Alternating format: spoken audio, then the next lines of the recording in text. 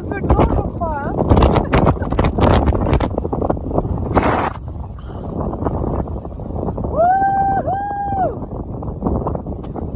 Bon, on se pèle.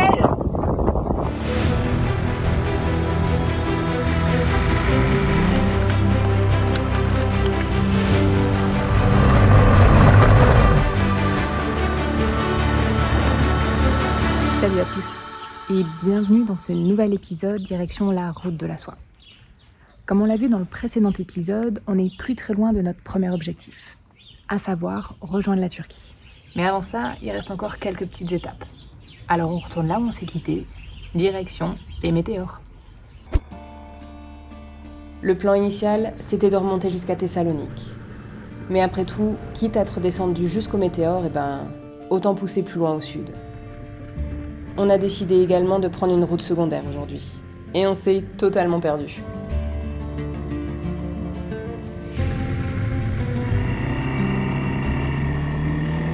Bon, le GPS est un peu perdu là, nous aussi du coup. Donc on essaie de suivre un peu au visu et on vient d'arriver sur une route qui n'est plus trop une route. Ce petit détour nous aura fait perdre 1 heure ou 2, mais c'était plutôt fun. Ça commencerait pas à ressembler à des routes tout-terrain ça ? Un peu, non ? Alors, on est à 1347 mètres et il fait 9 degrés. On est perdu. Et là, on vient d'atteindre un col à 1687 mètres d'altitude et il fait 6 degrés. Donc là, ça pèle. Il nous reste encore pas mal de kilomètres à travers montagne pour rejoindre Ioannina. Et enfin la route principale direction Preveza. Et après pas loin de 250 km, nous voilà arrivés. Là, changement de décor, changement d'ambiance. Et on retrouve le littoral. Mais qui dit Grèce dit également ruine. Et ça tombe bien, car à 6 km au nord de Preveza, on trouve la cité antique de Nicopolis. Alors, c'est l'occasion de faire un petit saut dans le passé. On l'appelle également la Cité de la Victoire. Elle a été créée par César Augustus en commémoration de sa victoire contre Cléopâtre à la bataille d'Actium.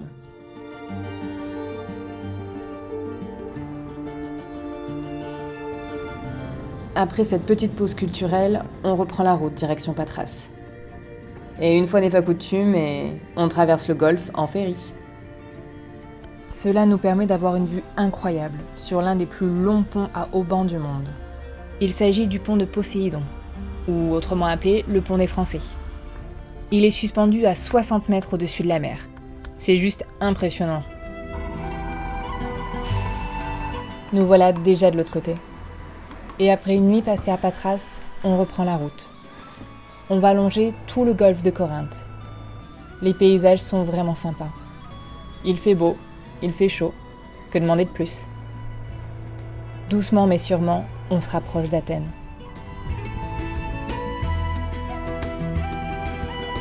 Mais avant ça, il est temps d'aller voir une célébrité.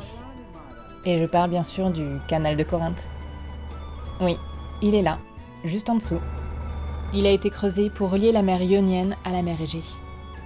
On a du mal à se rendre compte de la profondeur de ce canal, parce qu'il n'y a pas de bateau en ce moment dû à des éboulements, donc pour l'instant il est fermé à la circulation maritime, mais ça reste impressionnant, quoi. C'est un ouvrage titanesque. C'est rien de le dire. Il aura fallu pas loin d'une dizaine d'années pour creuser ce canal qui fait plus de 6 km de long, sur 24 mètres de large et 60 de haut. Je me demande bien à quoi ça ressemble vu d'en bas. Ça doit être impressionnant. Et si on reprenait la route, Athènes nous attend. Et à peine arrivés, nous allons manger dans le quartier des dieux, autrement appelé Plaka. C'est le cœur historique d'Athènes, qui est juste au pied de l'acropole.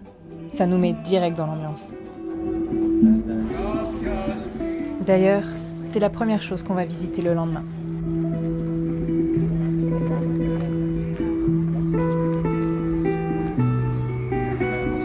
Il y a déjà beaucoup de monde, il fait je pense pas loin de 30 degrés alors qu'il est 10h et quelques, mais c'est très beau. En fait, l'acropole, c'est ce plateau rocheux que l'on trouve en plein cœur d'Athènes. À son sommet, on trouve bien sûr le Parthénon, mais également des statues, pas mal de ruines. Et c'est plutôt bien restauré. Même si parfois, ça ressemble un peu à des Legos, moi je trouve. Et pour compléter la visite de l'Acropole, rien ne vaut que de passer par son musée. Ah bah voilà, qu'est-ce que je disais. Ils sont là les Legos.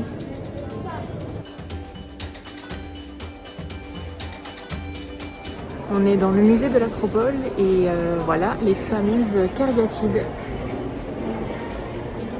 Ces statues de jeunes femmes sont ultra célèbres. Au même titre que le Parthénon, elles sont un peu devenues l'emblème de l'Acropole d'Athènes.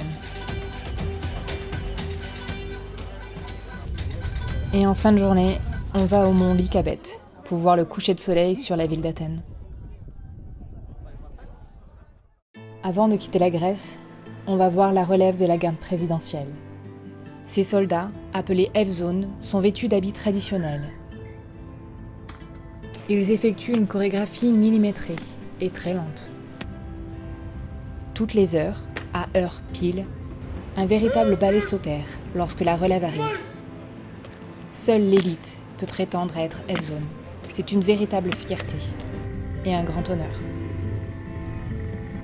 Et voilà, comme tous les jours quand on repart, c'est les joies de tout remballer sur les motos. Après 3 semaines et demie de voyage, 4260 km et 9 pays traversés, il est temps de quitter l'Union européenne. On est sur le point de quitter Athènes et le Pirée. On va prendre un ferry direction l'île de Chios. Ferry qui se trouve juste ici. Et c'est parti pour 9 heures de traversée.